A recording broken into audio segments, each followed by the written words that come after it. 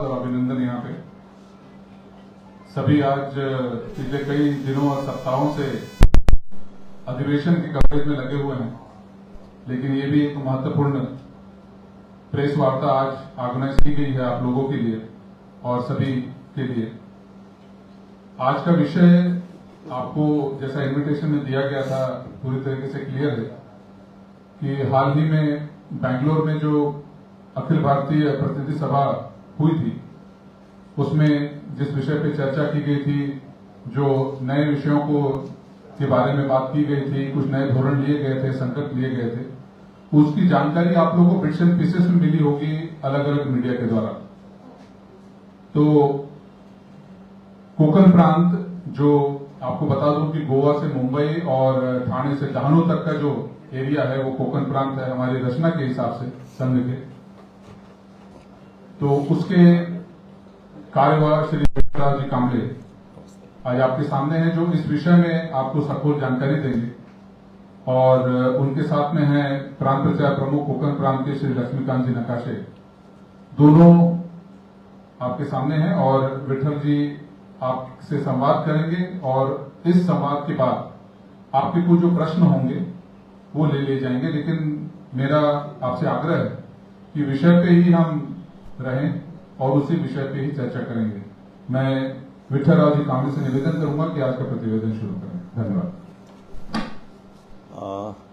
सर्वांना नमस्कार। सर्वांना नमस्कार।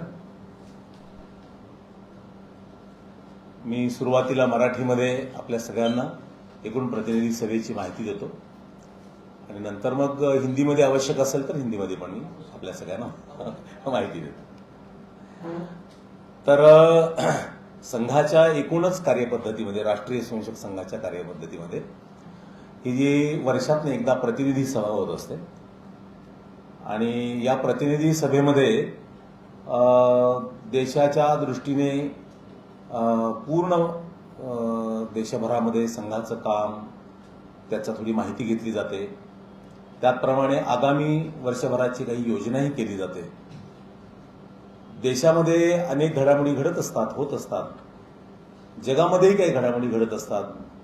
अशा वेळेला मानवतेच्या दृष्टीने, मानव कल्याणाच्या दृष्टीने, देशाच्या हिताच्या दृष्टीने काही प्रस्तावांचं ही त्या ठिकाणी ठराव पारित होत असतात।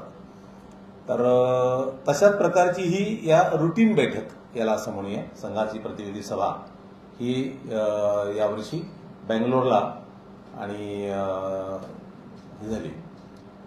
ही बैठक 21 मार्च ते 23 मार्च अशी चंदनहळ्ळी या ठिकाणी ही संघाची बैठक झाली। या बैठकीमध्ये देशभरामधून संघाचे जवळजवळ 1483 कार्यकर्ते, संघाचे जबाबदार कार्यकर्ते, अखिल भारतीय स्तरावरचे, क्षेत्र स्तरावरचे म्हणजे राज्य स्तरावरचे, अशी सगळी मंडळी, ही प्रमुख मंडळी या बैठकीत आली होती। त्यातली 1483 पैकी 1443 अशी एवढी संख्या ही उपस्थित होती। जी अनुपस्थित होते ती काही ना काही कारणं असतात, त्याच्यामुळे ती आलेली नव्हती, छोटी मोठी कारणं होती। या बैठकीचा विशेष, या वर्षीची बैठक जी आहे, या बैठकीचा विशेष आहे, संघाला आता 2 ऑक्टोबर 2025ला 100 वर्ष पूर्ण होत आहेत। त्यामुळे संघाच्या बैठकीचं एकूण केंद्रच हा होता, हे संघ शताब्दी असा त्याचा मुख्य विषय होता। त्यामुळे त्यात होणारे वर्षभरातील काय विचार, कशा पद्धतीने विचार करायचा, असंही प्रामुख्याने याच्यात होता। त्यामुळे शताब्दी वर्ष साजरं करण्यासाठी नव्हे, तर संघ कामाची एकूण दिशा कशी राहील, काय राहील, 100 वर्षानंतर पुढे कामाचे स्वरूप कसं राहील, अशा सगळ्या गोष्टींचा प्रामुख्याने त्याच्यात विचार केला। या बैठकीमध्ये 2 गोष्टी झाल्या। त्याच्यामध्ये एक, बांगलादेशामध्ये ज्या गेल्या काही महिन्यापूर्वी बांगलादेशामध्ये जे सत्ता बदल झाली आणि त्या ठिकाणी एकूणच हिंदूंवर आणि अन्य अल्पसंख्याक समुदायावर जो अतोनात अत्याचार आणि अन्याय झाला, त्या संदर्भात त्याचा एका अर्थाने निषेध व्यक्त करणारा आणि सगळ्या जगातल्या मंडळींना आणि एकजूट होऊन याच्या समर्थनार्थ उभं राहिलं पाहिजे, की तिथल्या हिंदूंच्या पाठीशी आपण एकजुटीने उभं राहिलं पाहिजे, अशा प्रकारचा एक प्रस्तावही या बैठकीत पारित झाला। संघाला 100 वर्ष पूर्ण होतात म्हटल्यानंतर भविष्याचे वेध घेता घेता एकूण संकल्पही आपण काही गोष्टीचा केला पाहिजे, अशाही गोष्टींचा आढावा घेतला. किती देशभरात आत्ता शाखा आहेत, संघाचं काम किती वाढतंय, कशा पद्धतीने वाढतंय याचीही माहिती या बैठकीमध्ये घेतली. त्यात गेल्या वर्षीच्या तुलनेमध्ये या वर्षीच्या याच्यात जवळजवळ 10,000 शाखा यांची वाढ झालेली आपल्याला दिसते. त्याचप्रमाणे आपल्या कोकण प्रांतामध्ये जसं आता निश्चितजींनी सांगितलं की आपल्या मुंबई ते गोवा याच्यामध्ये सुद्धा जवळजवळ 100 शाखा आणि अशी यांची वाढ झाल्याची आपल्याला दिसते. जन्मशताब्दी संघशताब्दी वर्षामध्ये जे एकूण कार्यक्रम होणार आहेत त्या कार्यक्रमाची थोडीशी माहिती चर्चा ही याच्यात झाली. चर्चेमध्ये अनेकांनी आपापली मतं सांगितली. त्यात प्रामुख्याने ह्या करणार नाही आणि एक नॉर्मल कोर्समध्ये संघ सगळे स्वयंसेवक मिळून या कामाचे विचार करतील. त्यातला पहिला कार्यक्रम जो राहील तो विजयादशमी 2 ऑक्टोबर 2025, कारण विजयादशमी 2 ऑक्टोबरला येते आणि त्या दिवशी जेवढे सगळे काही स्वयंसेवक आहेत त्या सगळ्या स्वयंसेवकांचा गणवेशातला एक कार्यक्रम त्या त्या ठिकाणी वस्तीमध्ये, नगरामध्ये, तालुक्याच्या ठिकाणी अशा पद्धतीने डिसेंट्रलाइज विकेंद्रितपणे हा कार्यक्रम संपन्न होईल. गणवेशात सगळे स्वयंसेवक एकत्र येतील आणि मग त्याप्रमाणे एका अर्थाने संघाच्या शताब्दी वर्षातल्या त्या सगळे जे कार्यक्रम आहेत ते एका अर्थाने तिथून ते सुरुवात होतील. त्याचप्रमाणे कामाचा विस्तार आपण म्हणत जरी असलो की संघाचं काम आहे, मोठं होतंय किंवा वाढतंय, विस्तारतंय, तुलनेने जवळजवळ अजून बरीचशी तालुके किंवा गावं अशी आहेत की जिथं अजून संघाचं काम प्रत्यक्ष शाखा किंवा साप्ताहिक मिलन अशा स्वरूपात पोहोचलेलं नाही. तर मग त्या ठिकाणी आपण कसं जाऊ, त्या ठिकाणी पोहोचू कसे, त्या ठिकाणी आपलं काम कसं वाढेल, म्हणून 2 वर्षापूर्वीच संघाने स्वयंसेवक कार्यकर्त्यांना आवाहन केलं होतं की आपण सगळ्यांनी वेळ द्यावा. आणि म्हणून देशभरामध्ये या निमित्ताने जवळजवळ 2,000 कार्यकर्त्यांनी, ह्या कार्यकर्त्यांमध्ये अनेक जण नोकरी करणारे होते, व्यवसाय करणारे होते आणि असे मंडळी सुद्धा स्वतःच्या नोकरीमधनं, व्यवसायातनं 2-2 वर्षाची विनावेतनी रजा घेऊन संघ कामाच्या विस्तारासाठी काम केलेलं हे होतं. त्यामुळे हे अनेक विस्तारक जाऊन त्यांनी काम वाढवलं. त्यामुळे अनेक तालुक्यामध्ये अजूनही काम बाकी आहे होणं, संघाची प्रत्यक्ष शाखा लागणं. अशा ठिकाणी जाऊन संघाचं काम वाढवायचं, विस्तार करायचा, हा एक त्यातला जसं विजयादशमीला एक कार्यक्रम करायचा तसं विस्तार पण या दृष्टीने करायचा. आता मोठ्या प्रमाणात जॉईन RSSच्या याच्या वेबसाईटवर संघामध्ये जोडले जाणारे नवीन नवीन तरुण जे आहेत, त्यांना लहानपणी कधी शाखेत गेले नाहीत पण जसं जसं मोठे झाले, विचार करायला लागले आणि मग ते इच्छुक होतात की मला संघात काम जॉईन व्हायचं आहे. तर असे जॉईन होणारे लाखोंच्या संख्येने युवक वर्ग मोठ्या संख्येत, वय वर्ष 18 ते 25 या वयोगटातली मोठी संख्या त्यात असते की मला काम करायचं आहे. मग सेवा विषयात काम करायचं आहे, मला पत्रकारितेमध्ये काम करायचं आहे, मला समाजात जाऊन काही चांगल्या गोष्टी करायच्या, मला पर्यावरणात काम करायचं आहे. अशा अनेक गोष्टी कामाची इच्छा ठेवून येणारे युवक जसे येतात तसे युवती पण येतात. त्यामुळे मग या युवकांच्यासाठी सुद्धा काही ना काहीतरी योजना विचार या कार्यक्रमात करावा. मग त्यांच्यासाठी कोणते कार्यक्रम होऊ शकतात ते त्या त्या ठिकाणी जिल्हा स्तरावर, तालुका स्तरावर मंडळींनी एकत्र येऊन त्याचा योजना करावी. असं एक जरा तरुणांसाठी, केवळ तरुणांसाठी असं एक कामाचा विचार केला.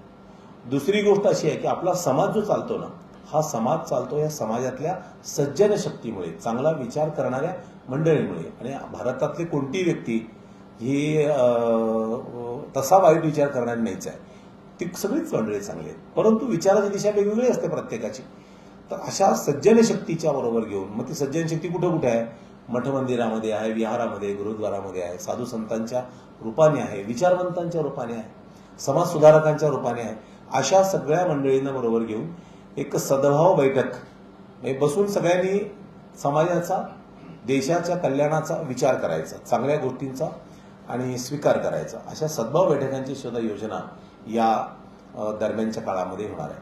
त्याचप्रमाणे विचारवंत ही मंडळी आहे. विचारवंत म्हटल्यानंतर त्याला ते त्या त्या जगतामध्ये मोठी असतात. त्याच्यात पत्रकारांचा सुद्धा सहभाग असतो की जे विचार करतात आणि देशहिताच्या, समाजहिताच्या दृष्टीने आपली मांडणी, विचार मांडत असतात. कारण विचार हा माणसाला दिशा देत असतो, हे लक्षात घेतलं पाहिजे आणि खूप महत्वाची भूमिका त्यांची राहते. तर अशा समाजातली प्रबुद्ध जन आहेत, प्रमुख जन आहेत, मोठी मोठी मंडळी आहेत, त्यांच्या बोलण्याने, वागण्याने, त्यांच्या इशाऱ्याने समाजाच्या याच्यावर खूप मोठा परिणाम होत असतो. अशा प्रमुख जनांच्या सुद्धा बैठका एकत्रीकरणं आणि त्यांच्यासमोर संघाची माहिती ही आपण सगळ्यांना देत असतो. आता संघाची माहिती म्हटल्यानंतर आपल्या सगळ्यांना खरं माहिती आहेच की राष्ट्रीय स्वयंसेवक संघाची स्थापना 1925ला डॉक्टर हेडगेवारांनी केलेली आहे. ती एका शाखेच्या रूपाने केली आणि जगभरामध्ये या संघाच्या कामाचा विस्तार, विचारांचा विस्तार हा झालेला आहे. म्हणजे जगाच्या पाठीवर जरी म्हणालात तर अशा प्रकारे मानवतेच्या कल्याणाचा, विश्व कल्याणाचा विचार करणाऱ्या हिंदू स्वयंसेवक संघाच्या सारख्या संस्था ह्या जवळजवळ जगभराच्या पाठीवर 60 देशांमध्ये वेगवेगळ्या रूपाचं काम हे तिथल्या समाजाच्या कल्याणासाठी करत असतात. असा एक विषय या बैठकीमध्ये झाला. दुसरी गोष्ट अशी की आता मोठ्या प्रमाणात हिंदू समाज हा जागृत होताना आपल्याला सगळ्यांना दिसतो. तर जागृत होताना दिसतो याचा अर्थ तो एकूणच मानव जातीच्या कल्याणाचा विचार करणारा हा आपला हिंदू समाज आहे. म्हणून तालुका स्तरावर, खंड स्तरावर, वस्ती स्तरावर अशा सगळ्या हिंदू समाजाला बरोबर घेऊन हिंदू समाजाच्या कल्याणासाठी विचार करणारी एक संमेलनं सुद्धा या काळात करावी, त्याला हिंदू संमेलन अशा प्रकारचा विचार याच्यात झाला. त्यामुळे या हिंदू संमेलनाच्या कार्यक्रमांमध्ये पूर्ण देशभरात ज्या पद्धतीने आता देशाचा बदल होतोय, सगळीकडे जगाच्या पाठीवर भारताचं एक स्थान बनतंय, तर मग पर्यावरण, समरसता, कुटुंब प्रबोधन, त्याचप्रमाणे भारतीयत्व म्हणजे स्वत्व म्हणजे काय, स्वची भावना काय आहे, त्या स्वचं जागरण म्हणजे स्वदेशीसारखा विचार आहे, अशा अनेक गोष्टींचा विचार ह्या समाजात आता विचार पसरतोय. त्यामुळे ह्या विषयांवर चर्चा त्या ठिकाणी होईल. अजून एक गोष्ट आहे की जी सगळ्यांनीच करण्याची आहे, ती म्हणजे नागरिकांचं कर्तव्य. एखाद्या गोष्टीला हात घातल्यानंतर खूप वेळ लागतो सुद्धा, पण सुरुवात तर करायला लागते. म्हणून प्रत्येक नागरिकांच्या कर्तव्याची जाणीव नागरिकांना होणं आणि त्या कर्तव्याचं पालन त्यांनी करणं, याला नागरिक कर्तव्याचं पालन म्हणतो. अशा 5 गोष्टींना घेऊन ज्याला संघ पंचपरिवर्तनाचे बिंदू असं म्हणतो आपण, अशा पद्धतीने ही चर्चा या कार्यक्रमाच्या दृष्टीने झाली. या बैठकीमध्ये आपल्या सगळ्यांना माहिती आहे की कर्नाटकामध्ये उल्लाळ नावाचं एक संस्थान होतं. 500 वर्षापूर्वी राणी अब्बक्का यांनी पोर्तुगीजांच्या विरोधात ताठ उभं राहून त्यांच्याशी झुंजत आणि आपलं साम्राज्य टिकवलं. अशा राणी अब्बक्कांना आता हे जे वर्ष आहे त्यांच्या जन्माचं 500वं वर्ष आहे. त्यामुळे या निमित्ताने सरकाराने त्यांच्याविषयी एक स्टेटमेंटही दिलेलं आहे. ते स्टेटमेंट आपल्याला देऊ किंवा त्याचा उल्लेखही या ठिकाणी आहे. हे उदाहरण जे आहे एकूणच समाजाच्या समरसतेच्या दृष्टीने हे उदाहरण आहे. अशा प्रकारे जवळजवळ या शताब्दी वर्षामध्ये 1 कोटीपेक्षाही जास्त स्वयंसेवक कार्यकर्त्यांनी सहभाग घेऊन सर्व नगरीय, ग्रामीण आणि जनजातीय क्षेत्रांमध्ये संघाच्या शाखांचा विस्तार करण्याचा संकल्प हा संघाने केलेला आहे. त्याचप्रमाणे या शताब्दी वर्षामध्ये सकल हिंदू समाजाच्या एकजुटीसह राष्ट्रहितासाठी कार्याचा विस्तार करण्याचा निश्चयही हा संघाने याच्यात केलेला आहे. बांगलादेशाच्या प्रस्तावाच्या संदर्भामध्ये संघ म्हणताना संघाने या गोष्टीवर गंभीर चिंता व्यक्त केली आहे की अशा पद्धतीने मानवतेला काळीमा फासण्याची घटना ही बंगालमध्ये झाली आणि बांगलादेशामध्ये झाली. सत्ता बदलत राहतात, सत्तांतरण होत राहतात, पण विशिष्ट समुदायाच्या द्वारा विशिष्ट समुदायांवरच लक्ष केंद्रित करून, म्हणजे विशेष करून हिंदू आणि अन्य जे अल्पसंख्याक आहेत जसे बौद्ध आहेत, त्या ठिकाणी जैन आहेत, मुसलमानांमधले सुद्धा काही हे आहेत की ज्यांना तिथं छळलं गेलेलं आहे. बहुजन समाज जिथला अनुसूचित जाती जमाती या समाजावर मोठ्या प्रमाणात स्त्रियांवर, लहान मुलांवर ज्या पद्धतीने अत्याचार झालेत, या सगळ्या घटनांकडे आणि आपण सगळ्यांनी पाहिलं, तुम्ही सुद्धा अनेकांनी त्या कव्हर केलेल्या आहेत. जगाचं लक्ष संघाने वेधलंय आणि सांगितलं या गोष्टीची दखल घेण्यासाठी जगातल्या सर्व हिंदूंनी, सगळ्या समाजाने आणि तिथल्या हिंदूंच्या पाठीशी उभं राहिलं पाहिजे. आणि कौतुक सुद्धा तिथल्या हिंदू समाजाचं केलं की 22% जवळजवळ 7.97 एवढी हिंदूंची संख्या राहिली आता बांगलादेशामध्ये. आणि एवढ्या 7 किंवा 8% हिंदूंनी ज्या पद्धतीने प्रतिकार केला, निषेध नोंदवला, हिंमत दाखवली, त्यांच्या हिमतीची सुद्धा दाद ही संघाने ही त्या ठिकाणी दिलेली आहे. अशा प्रकारे ही बैठक 3 दिवसाची असते. ती 3 दिवसानंतर ही संपन्न झाली आहे. बाकी बैठकीत बाकी तर चालू असतं, भेटीगाठी सगळ्या होतात. विविध क्षेत्रातली मंडळी सुद्धा या बैठकीमध्ये उपस्थित राहतात. अशा प्रकारे संघाच्या बैठकीचा 3 दिवसाच्या बैठकीचं वृत्त मी आपल्या सगळ्यांच्या समोर ठेवले. हाँ हाँ ठीक है, कर सकते हैं.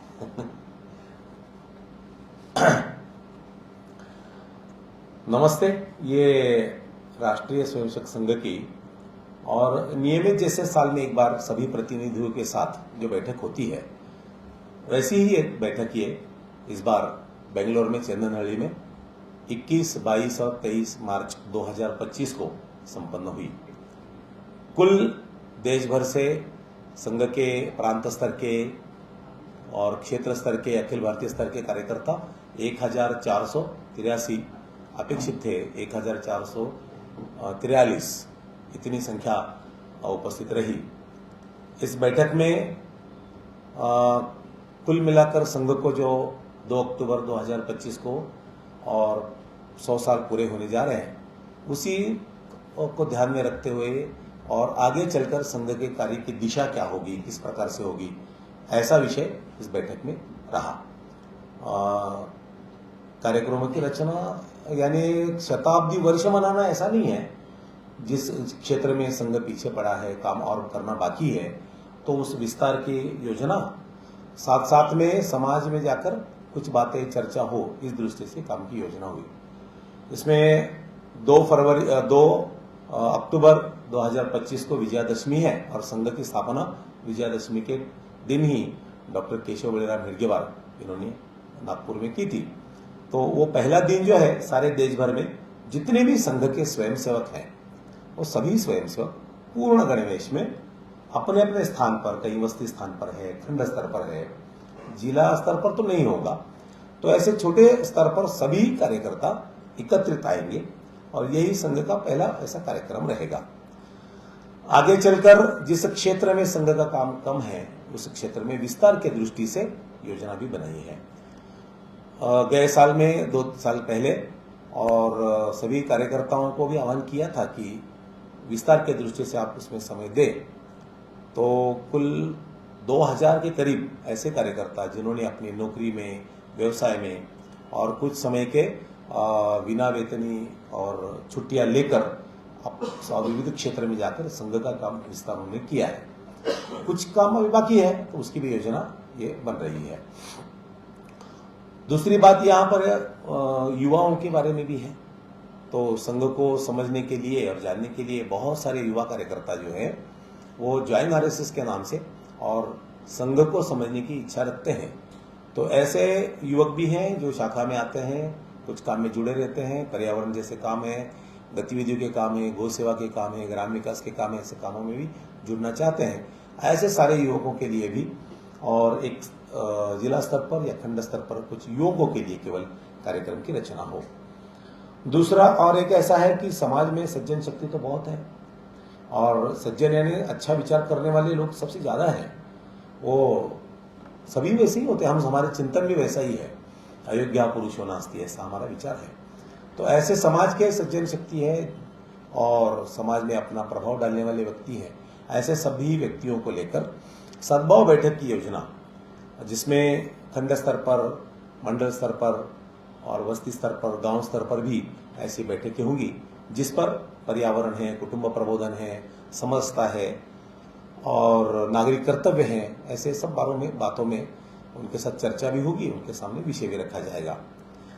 उसी प्रकार से समाज में प्रमुख जन हैं जो कि समाज पर उनका प्रभाव भी है.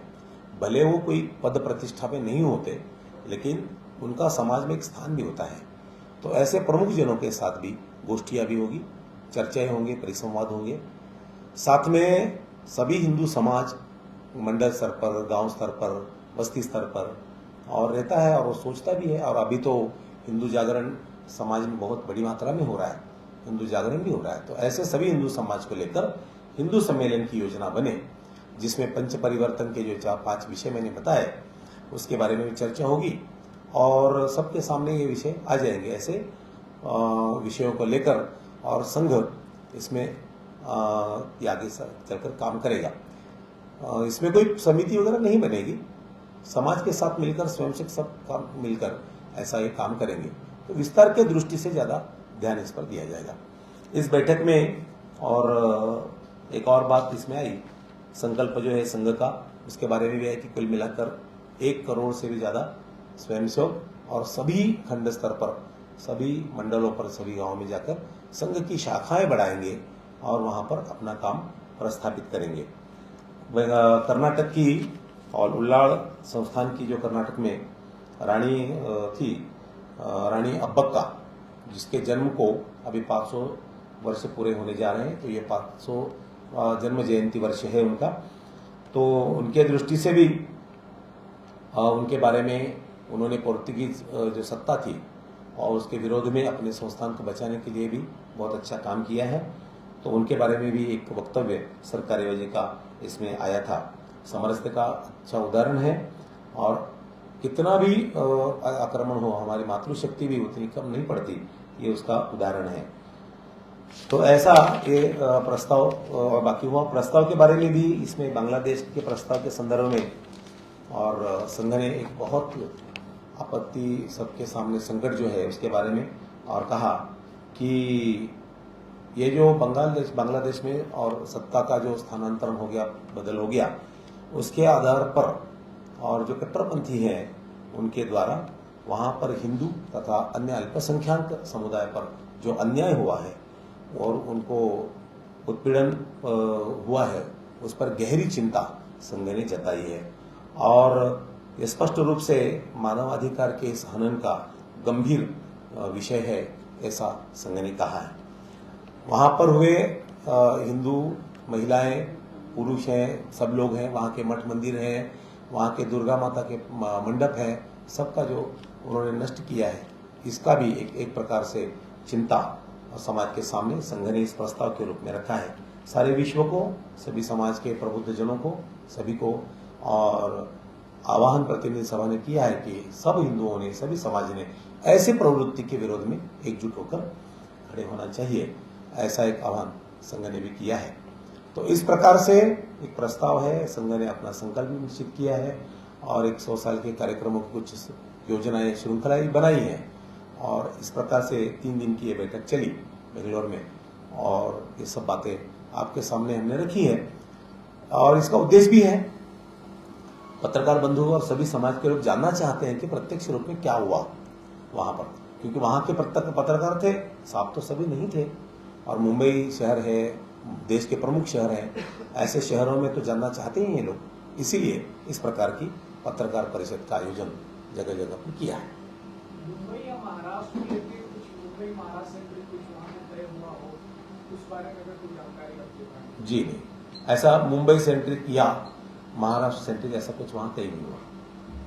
महाराष्ट्र में भी आजकल औरंगजेब की खबर की बड़ी चर्चा, उसको लेकर कई लोग हम देख रहे हैं कि स्थिति, लॉ एंड ऑर्डर सिचुएशन जो है वो खराब हो जा रहा है, उसको लेकर कोई चर्चा, आरएसएस का इसमें क्या सोच रहा है आप लोगों से? नहीं, ऐसा है, वहां पर इस बारे में कोई चर्चा वगैरह नहीं हुई, क्योंकि यही कार्यक्रम इतने सारे थे विषय और बाकी तो चल ही रहा है। तो महाराष्ट्र की अस्मिता जो है उस पर तो हम सब गर्व करते ही हैं, तो उसकी चिंता तो समाज ही करता रहता है, तो उसके लिए स्पेशली कुछ अलग से करने की आवश्यकता नहीं थी। तो इस प्रकार से वहां कुछ अलग नहीं हुआ। सर, आपने कहा कि शाखाएं बढ़ाने पर जोर दिया जाएगा, संघ की कितनी शाखाएं हैं और क्या कुछ एम बातों को लेकर चल रहे हैं कि इतना? अभी के हिसाब से आपने जो प्रश्न पूछा है, देश भर के 51,570 जगह, एक गांव एक जगह, मुंबई में एक नगर एक जगह, 1 लाख का जगह, उसको एक जगह बोलते हैं, स्थान कहते हैं। ऐसे 83,129 83,129 शाखाएं अभी लग रही है। तो संकल्प ऐसा है ना कि कुल मिलाकर देश भर में 6-6.5 लाख गांव हैं तो संघ का काम सब जगह पर जाकर बताना, जागरूक करना ये है। तो ज्यादा से ज्यादा और इस गए साल में और इस साल में 10,000 की शाखाएं बढ़ी है। तो कल्पना ऐसी है कि साल भर में और बड़े, जो संकल्प किया है 1,00,000 शाखाएं और उससे भी ज्यादा जगह पर साप्ताहिक मिलन सप्ताह में लगे, ऐसा संकल्प किया ही है। तो उस संकल्प को पूरा करना और अधिक से अधिक समाज को साथ लेकर आगे बढ़ना, तो ऐसा निश्चित हुआ है। उसमें 1 करोड़ से भी ज्यादा स्वयंसेवक और कार्यकर्ता सक्रिय बने, ये हमारा संकल्प है। हाँ जी। संघ के लिए प्रमुख आधार होता था और स्वयंसेवक तैयार करने के लिए सरस्वती शिशु मंदिर का पढ़ाई होता है। उसके प्रचार प्रसार और विस्तार के लिए भी कुछ सालों से विशेष प्रयोग दिख रहे हैं। इस बार भी शिशु मंदिर यह स्कूल है, तो संघ के स्वयंसेवक तैयार करना, संघ के स्वयंसेवक कार्यकर्ता संस्कारित करना या निर्माण करना, ये संघ की शाखा पर होता है। स्कूलों में भारत का नागरिक बनता है जी, तो वहां पर संघ के स्वयंसेवक नहीं तैयार होना, वो तो नागरिक सब जगह पर शाखा में भी होता है। स्कूल में सभी बच्चे आते हैं, वो सभी शाखा में नहीं आते। तो वहां भारत के नागरिक के दृष्टि से शिशु मंदिर अपना ध्यान रख रहा है और उस प्रकार की योजना बनी है। जैसे अभी आप नेशनल एजुकेशन पॉलिसी, इस पर अभी कभी ध्यान केंद्रित करेंगे तो सारी रचनाएं जो भारत केंद्रित है, राष्ट्र केंद्रित है, राष्ट्रीय शिक्षण और ये जो आयोग जो बना है सही, तो उस दृष्टि से है, तो उसका क्रियान्वयन वो कर रहे हैं। तो वहां संघ वहां नहीं, शाखा नहीं है, वहां स्कूल है, उसके हिसाब से वो चलेगा और शाखा में कार्यकर्ता निर्माण होना, ये प्रक्रिया है। मेरा प्रश्न था कि जैसे भारतीयता कल्चर का और सनातन कल्चर का विकास सरस्वती शिशु मंदिरों में देखने को मिलता था और कहीं में संघ पोषित, संघ समर्थित रहा है, उसको लेकर के संघ के क्या प्रयास किए जा रहे हैं सरस्वती शिशु मंदिरों के विस्तार को लेकर? मेरा प्रश्न नहीं। मेरा कहना यही है कि संघ उसकी चिंता नहीं करता, स्वयंसेवक जहाँ उसमें रहते हैं, काम करने वाले होते हैं, शिक्षक होते हैं, जो कि शाखा में तैयार होते हैं। अभी कहीं पर भी तैयार हुआ कार्यकर्ता जिस क्षेत्र में जाता है वहां उसका प्रभाव पड़ता ही है। इसीलिए शिशु मंदिर हो या और भी कोई हो, वहां वो संस्कार लेकर जाकर काम करेगा। केवल शिशु मंदिर स्कूल ही नहीं, समाज के सभी अंगों में ये जो संघ की शाखा पर तैयार हुए स्वयंसेवक समाज के सभी क्षेत्र में जब जाते हैं तो उसका परिणाम वहां करते हैं, वही अपेक्षा है। तो वो वहां पर हो रहा है, उसकी योजना तो ऐसी है ही। किसी भी संस्था का 100 साल होना एक उपलब्धि होती है जी, किसी भी संस्था का 100 साल होना एक बड़ी उपलब्धि है। बहुत। तो मुंबई में इसलिए क्या विशेष आयोजन की जाए कि रैली, मोर्चा, जागृति? नहीं, ऐसा कुछ नहीं होगा। मैंने कहा कि संघ का काम ही पक्का हो गया है, यही तय किया है। कोई इसकी आयोजन समिति नहीं बनेगी, कोई बड़ी सभा नहीं होगी, कोई बड़ी रैली नहीं होगी। जो होगा वो छोटे स्तर पर, नगर स्तर पर, बस्ती के स्तर पर, वहीं पर ही कार्यक्रम होंगे। स्वयंसेवकों के कार्यक्रम भी बस्ती स्तर पर ही होंगे, नगर स्तर पर होंगे। हिंदू सम्मेलन भी करना है, जो क्षेत्र जैसे 10,000 की बस्ती है तो वहां जितना हिंदू समाज रहता है उनको इकट्ठा करके उनके सामने विषय रखे जाएंगे। तो इस प्रकार से चलेगा, बड़ा कोई कार्यक्रम, बड़ा कोई इवेंट नहीं होगा। एक पूछ रहे हैं बरोबर। पूर्ण होत आहे। गेल्या काही वर्षामध्ये प्रसार माध्यमांचा प्रभाव वाढलेला असताना संघ मात्र जे काही काम करतो ते प्रसार माध्यमांपासून दूरच राहतात, समोर येत नाही।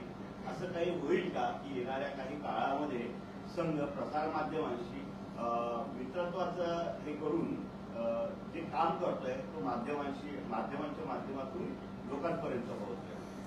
तुम्ही म्हणता ते बरोबर आहे की प्रसार माध्यमाला मागे ठेवून आपण कधी केले असं करतच नाही, कारण संघाचं काम जेव्हा सुरू झालं तर मुळात फार काही प्रसार माध्यमाला त्यावेळेला पडतही नव्हतं, कळतही नव्हतं, कारण संघाचं काम मर्यादित होतं. जसजसं वाढायला लागलं तसं तसं संघच विचार करायला लागला, अरे बातमी देता येईल का तुम्हाला, पहा जरा. म्हणून संघ असेच लिहायचे, हा फोटो बघा, छापा, तर फार छापले जात नव्हते. आता जसजसं काम वाढायला लागलं आणि जसजसं काम वाढलं तसं प्रसार माध्यमच नव्हे, सगळेजण दखल घेतात त्याची. त्यामुळे दखल घ्यायला लागले की त्या दखल घेतल्यानंतर आता सुद्धा पत्रकार परिषद पूर्वी होत नसे. तुम्ही यातले सिनियर पत्रकार आहेत, संघ कधी अशी पत्रकार परिषद घेतच नव्हतं. आता काय झालं की मुळातच सगळ्यांशी संवाद साधायचा आहे ना, केवळ पत्रकारच का, तुम्ही आम्ही काही वेगळे नाहीच आहोत. त्यामुळे पत्रकारांना सुद्धा बँगलोरला इथल्या मुंबईच्या पत्रकारांना जमत नाही, म्हणूनच ही पत्रकार परिषद आहे की अशा पद्धतीने आहे, हे चालू आहे आणि पुढे सुद्धा हे राहणार आहे. संघामध्ये विश्वसंवाद केंद्र नावाचं प्रचार माध्यम आहे जे विचारांचं असतं आणि सगळ्या पत्रकारांशी सुसंवाद ठेवणं, कारण माणूस हा चांगलाच आहे. अयोग्य पुरुषो नास्ती योजकच तत्र दुर्लभ ना. कोणी अयोग्य आहे असं नाहीच आहे, सगळे चांगलेच आहेत, फक्त योजना करण्याची आवश्यकता असते. तर आगामी नाही, पूर्वी सुद्धा संपर्क होता, त्याचं एक स्वरूप वेगळं होतं, आत्ता वेगळं आहे, भविष्यात त्याचं वेगळं राहू शकतं. त्यामुळे असं आतलं बाहेरचं असं काही नाही आहे आणि त्याच्यामुळे पत्रकारांशीच काय सगळ्यांशी सुसंवाद आहे, तो ठेवू आणि ठेवण्याची रचना आपल्याकडे ती राहणार आहे. महाराष्ट्रामध्ये सध्या औरंगजेब हा मुद्दा मोठ्या प्रमाणात गाजतो आहे. या अनुषंगाने संघाच्या बेंगलोरच्या बैठकीत काही चर्चा झाली का किंवा येणाऱ्या काळात संघ त्याविषयी हा भूमिका घेईल? तशी काही चर्चा झाली नाही. आपल्याकडे संपूर्ण देशामध्ये अशा अनेक गोष्टी असतात की ज्याची चिंता तिथला समाजच करत असतो. संघ म्हणून वेगळे करण्याची काही गरज नसते. समाजात अशा संघच काय, संघापेक्षाही मोठ्या संस्था, समाज मोठा आहे, तिथे चिंता ती मंडळी करत राहतात. त्यामुळे तसं काही वेगळं म्हणून चर्चा ही त्या बैठकीत झाली नाही आणि तशी काही वेगळी योजना ही पुढे नाही. भाई साहब ने सवाल पूछा था, हाँ तो उससे तो आगे बढ़ा रहा जी. अभी जिस तरह से मैं देखता हूँ आपकी सपोर्टिंग संस्था विश्व हिंदू परिषद है, कौन सी विश्व हिंदू परिषद, हाँ आपसे लगभग सपोर्टिंग आपके विचारधारा की संस्था है. तो साल में 1-2 बार पत्रकारों से संवाद करते हैं, दिवाली मिलन, होली मिलन कुछ करके. तो मैं पहली बार देख रहा हूँ, 10 साल में पहली बार पत्रकार वार्ता देख रहा हूँ. तो मीडिया से दूरी कारण क्या है आरएसएस का? नहीं, आप 10 साल के बाद देख रहे हैं. मैं हर साल पत्रकारों के सामने आता हूँ, यहीं पर बहुत साल से मैं ही आता हूँ, कुछ पत्रकार बंधु वहां पर आते भी हैं. वैसे कहा ना मैंने कि धीरे धीरे अभी लोग आ रहे हैं, तो लगता है कि अरे पहले क्यों नहीं बताया, तो पहले था तो उस समय ज्यादा फेमस नहीं थे. अभी धीरे धीरे लोगों को लगता है कि समझना चाहिए, तो आ रहे हैं. अभी आगे भी आते रहेंगे, आप आते रहिए, बातचीत करते रहेंगे, उसमें क्या है, अलग कोई नहीं रहेगा उसमें. तो हर साल यहाँ पत्रकार परिषद होती है, अपने मराठी पत्रकार संघ वहीं पर भी होता है. सर, इन दिनों महाराष्ट्र से लेकर गुजरात तक अवैध जो दरगाह है, मस्जिद है, उस पर सरकार की तरफ से कार्रवाई की जा रही है. तो क्या आरएसएस इसके समर्थन में है क्या कि अवैध मस्जिद दरगाहों पे कार्रवाई होनी चाहिए? वो सरकार समाज के प्रश्नों को देखकर वो सरकार कर रही है. सरकार को करना है, नहीं करना है, क्या करना है, उसका चिंतन जब होता है तो सोचते हैं. संघ ऐसी कोई योजना नहीं बनाता. संघ का एक ही काम है भाई, व्यक्ति निर्माण करना, अच्छे अच्छे लोग तैयार करना, विचारवंत तैयार करना और समाज में जाकर वो काम करे. उसके लिए अलग से कोई धोरण ऐसा नहीं है कि ये अनधिकृत है या अधिकृत है. काम देखना किसका काम है, सरकार का है. वहां के प्रशासकीय अधिकारी होते हैं, वो देखें. आप भी, आपकी आंखें तो ज्यादा है, आप खुली आंखों से देखते हैं. सवाल इसलिए था क्योंकि केंद्र में बीजेपी है, राज्य में बीजेपी है, यूपी में बीजेपी है. आप चूंकि पेरेंट बॉडी है तो सहमति जता रहे हैं क्या? नहीं, ऐसा नहीं होता. वो अपने स्वतंत्र है. जैसे आपने विश्व हिंदू परिषद के बारे में कहा, वो वहां स्वयंसेवक हैं, उनका अलग रजिस्ट्रेशन है, अलग कार्य पद्धति है, उनकी रचना अलग है. बीजेपी अलग है, उनका अलग रजिस्ट्रेशन है, अलग पार्टी है. वो संघ का काम, समाज के सभी लोग उसमें आते हैं, उसमें उसको अलग कोई भी, बहुत सारे लोग ऐसे हैं कि जो पहले अलग अलग में थे और बाद में संघ से जुड़े और विचारों से जुड़ते गए. ऐसा है, होता ही है. संघ से निकल कर प्रधानमंत्री बने हुए हैं, जुड़े हुए हैं संघ से जुड़े हुए. कौन? मोदी जी के संघ से हाँ, जुड़े हुए हैं. और ऐसा होगा ना, अभी आगे और होगा. अभी इसमें से बहुत सारे शायद पता नहीं क्या है. आप उसी सवाल उनके सवाल को आगे बढ़ाता हूँ. जैसा आपने बोला कि इस पर जनता विचार करती है, तो संघ का क्या मत है? जिस तरीके से देश बटा हुआ, कई लोग बोलते हैं कि दरगाहों को हटाना चाहिए, कई लोग बोल रहे हैं औरंगजेब के कब्र को हटाना चाहिए. अवैध दरगाहों की बात कर रहा हूँ, औरंगजेब के कब्र को हटाना चाहिए, महाराष्ट्र की धरती से उसे हटाना चाहिए. संघ का अपना मत क्या है? संघ किस तरफ है? कुछ लोग बोल रहे हैं हटाना चाहिए, कुछ लोग बोल रहे नहीं हटाना चाहिए. संघ का मत क्या है? संघ का एक ही काम है, समाज जागरण. ये हटाना चाहिए क्या, नहीं चाहिए क्या, वो करना चाहिए क्या, नहीं चाहिए क्या, इस प्रश्न में संघ नहीं पड़ता. संघ कहता है समाज का जागरण करो, समाज सक्षम बनाओ. समाज सोचेगा उसके बारे में क्या करना अच्छा है बुरा, वो समाज सोचेगा. बीते कुछ सालों से कई राजनीतिक पार्टियों ने संघ का जो है पुरजोर विरोध किया है. जो मुख्य विपक्ष में जो कुछ पार्टियां है उन्होंने, और ऐसे में एक विपक्ष के मुख्य नेता है, उन्होंने बयान दिया है हाल ही में कि संघ जो है वो शिक्षा, भारत की शिक्षा प्रणाली को तबाह करने में लगी हुई है, इन आरोपों को संघ कैसे देखती है? अभी क्या है कि किसको कैसा करना है, इसी ने क्या तो वो कृष्ण ही करता है, ये कृष्ण ही सब है, वो यही करता है, यही छलिया है, ऐसा लगता है किसी को। अभी वो कृष्ण क्या करे, उसका काम तो धर्म के आधार पर समाज को जागरण करना और चलना ऐसा है। तो संघ किसी को इसके बारे में, उसका भी हम कभी द्वेष नहीं करते। विरोध करने वाले को वो विचार रखता है ना, विरोध यानी क्या है, विचार है। तो वो विचार रखने वाला व्यक्ति जो है ना, वो अपना विचार रखता है, हम अपना काम करते रहते हैं।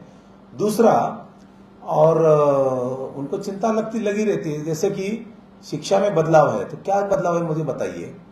भारत की ज्ञान परंपरा, भारत के बच्चों को पढ़ाना, ये क्या बदलाव है, क्या बात है, जरा बताइए। अब इसको हम क्या कहेंगे, भारत की ज्ञान परंपरा, हमारे तक्षशिला, नालंदा और इसके बारे में आगे आने वाली पीढ़ी को जानकारी देना, ये क्या है, शिक्षा में क्या है बताइए, बदलाव है क्या? हमारी सभी परंपराएं, पर्यावरण हो, गौ माता हो, किसी भी विषय पर आप भी जानते हैं, अच्छा ज्ञान देना बच्चों को, सच्चा ज्ञान देना, ये यदि लोगों को लगता है तो क्या करें हम, वो उनका रवैया होगा। लेकिन भारत के प्रति, जैसे भारत का स्थान अभी सारे विश्व में जिस प्रकार से बन रहा है ना, एक दिन का काम नहीं है ना, वो तो धीरे धीरे होता है। यह आत्मविश्वास बढ़ाने की दृष्टि से होता है। रानी अहिल्याबाई होलकर जी के कार्य इतना सब हो रहा है, तो कभी मालूम था क्या अभी की पीढ़ी को, उस समय मालूम होगा, मालूम था क्या देवी अहिल्याबाई होलकर ने इतने सारे मंदिरों का जीर्णोद्धार किया, इतने सारे कुएं बनाए, इतने सारे घाट बनाए। ये देवी अहिल्याबाई होलकर ऐसी है जिसने विधवाओं को दत्तक योजना का समर्थन दिया, सती प्रथा के विरोध में खड़ी रही। ऐसा कितनी बातें हैं। अभी ये बात बताना, अभी ऐसा बताया तो कहेंगे कि भारत शिक्षा नीति बदल रहा है, अभी वो सोच होता है अलग अलग, तो उसके बारे में हम चिंता नहीं करते। जी धन्यवाद सभी को। आप सभी का बहुत बहुत धन्यवाद। विठल जी ने एक बात कही है कि जो सेंटेनरी ईयर में संघ आ गया है, तो उसमें गौरव का विषय अवश्य है, आत्मविश्वास का विषय है, लेकिन सेलिब्रेशन पे बिलीव नहीं करते। लेकिन आपका सबका सहयोग हमें आगे मिलते रहना चाहिए ताकि हम समाज को और प्रबुद्ध कर सकें। आपके आने का बहुत बहुत धन्यवाद। चाय जलपान आप लोग के लिए है, और उसके बाद यदि 1-to-1 यदि विठल जी से बात करना है तो आपका बहुत बहुत